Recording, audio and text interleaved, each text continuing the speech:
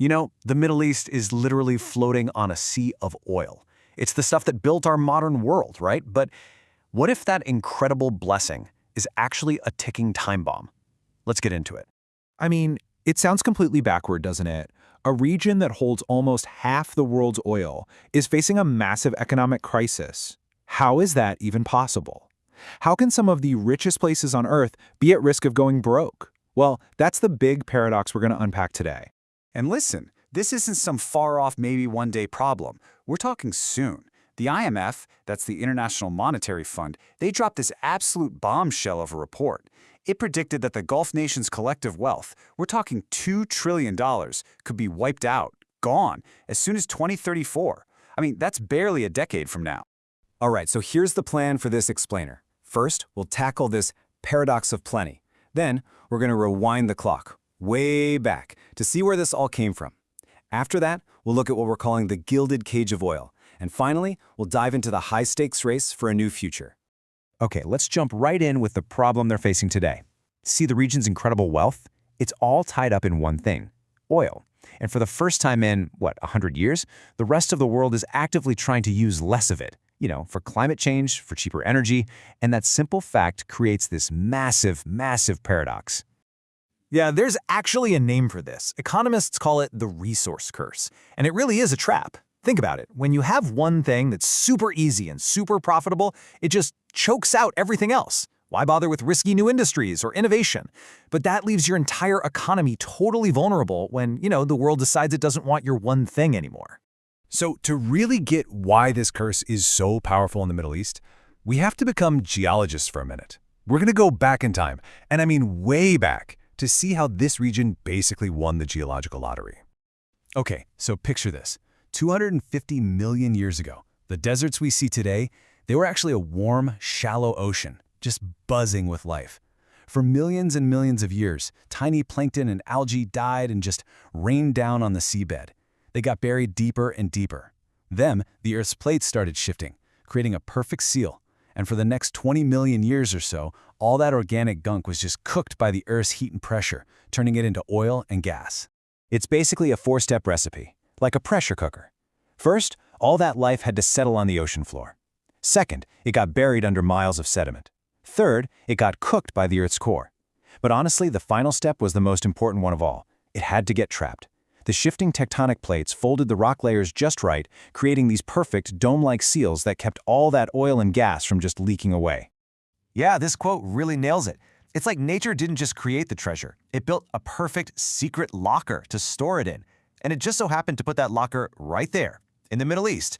The geology was just perfect for trapping all that wealth in one spot. So what's the result of all that ancient geology? Get this. The Middle East makes up just over 3% of the planet's land. 3%. Yet it holds 48% of all the proven crude oil reserves in the world. Just let that sink in.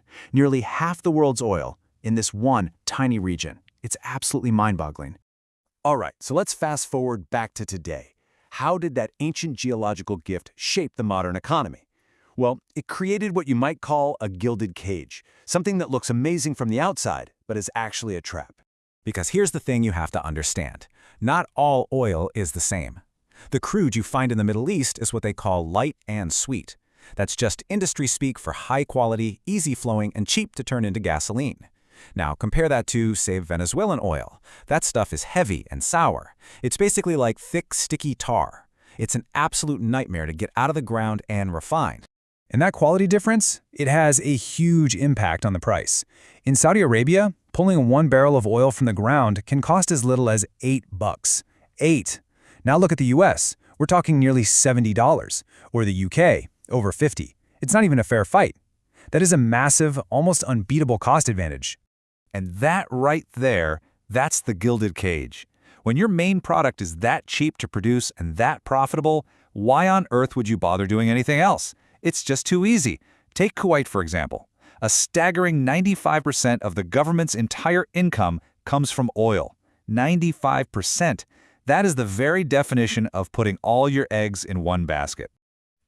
For decades, being this dependent on oil wasn't a problem. It was a golden ticket. The big fear used to be peak oil, the worry that we'd physically run out. But that's not the threat anymore. The real threat now is peak demand. It's the idea that we won't run out of oil, we'll run out of uses for it. The world will just stop wanting so much. And with cheaper, cleaner energy coming online, experts think global oil demand is going to start falling after 2030. And that brings us to the final, critical piece of this puzzle, the frantic race to build a totally new future. The clock is ticking, and these countries know it. They have to completely reinvent their economies, or they risk total collapse. So, the big question is, how do you break out of that gilded cage? Well, we're seeing two very different playbooks emerge. On one hand, you've got Saudi Arabia with its Vision 2030. They're going all in on a radical change, pouring trillions into brand new sectors like tourism and tech. But then you have Kuwait with Vision 2035. They're making the opposite bet. Double down on oil production right now, make as much money as possible, and then use that cash to fund a slower change down the road. It's a huge, high-stakes gamble on just how much time is left on the clock. But you know, the blueprint for how to do this might already be out there. Just look at Dubai. They saw the writing on the wall way back in the 1990s and started to diversify.